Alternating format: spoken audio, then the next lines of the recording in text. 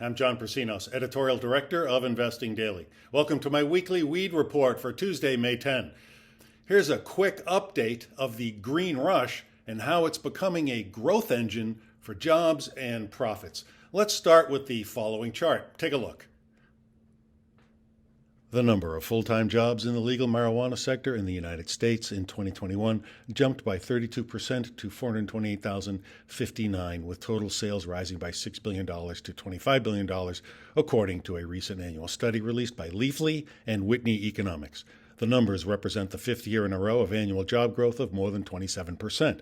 The upshot, marijuana is the most prolific job creator of any industry in the U.S.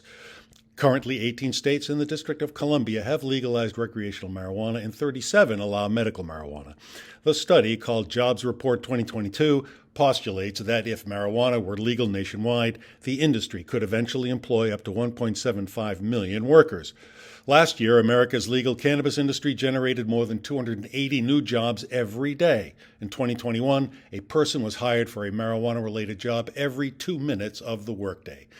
Now let's turn to the role of venture capital in the marijuana industry. Since 2014, about $5.3 billion in venture capital has been deployed into 544 cannabis-related companies worldwide. The global market is projected to climb from around $22 billion in sales in 2020 to nearly $100 billion by 2026, representing a compound annual growth rate of 28%. Some VCs are investing directly in cannabis companies, whereas others are mitigating risk by investing in picks and shovels plays, such as pot-related infrastructure.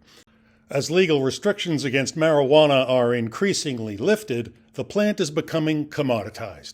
Growing marijuana isn't that big a deal. The best way to make profits is by applying a unique value add. The most profitable companies in the marijuana industry will be those that develop a proprietary technology that they can patent. That's where VC firms are focusing their resources. My next topic, taxation. States that have legalized marijuana for recreational use collectively generated more than $3.7 billion in tax revenue from pot sales in 2021, according to a recent report from the Marijuana Policy Project, MPP. Toy Hutchinson, president and CEO of MPP, said that the report provides, quote, further evidence that ending cannabis prohibition offers tremendous financial benefits for state governments. Hutchinson went on to assert the legalization and regulation of cannabis for adults has generated billions of dollars in tax revenue, funded important services and programs at the state level, and created thousands of jobs across the country. Meanwhile, the states that lag behind continue to waste government resources on enforcing archaic cannabis laws that harm far too many Americans.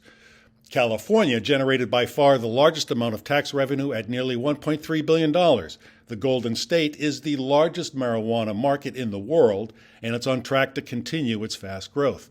Take a look at this chart. California also has the world's largest black market for marijuana, which has led to an increase in arrests. The state's heavy taxation has resulted in expensive weed, prompting many citizens to get their supply outside of regulated dispensaries. It's a cautionary tale for the industry, as states increasingly covet tax revenue from pot and, in some cases, impose taxation that becomes a burden for canna-businesses and their customers. You should know that I've just come out with a new book. It's called The Wide World of Weed and Psychedelics. The product of years of painstaking research, my book is now available in hard copy. As they increasingly become legal around the world, cannabis and other psychotropic substances are generating huge gains for proactive investors. But the time to act is now, while these investments are still affordable. The Wide World of Weed and Psychedelics is your one-stop primer for profiting from the booming marijuana and psychedelics industries. To obtain your free copy, click the URL at the bottom of the article that accompanies this video on the Investing Daily website. Well, that's it for now. Thanks for watching. I'll see you next week for another weekly weed report.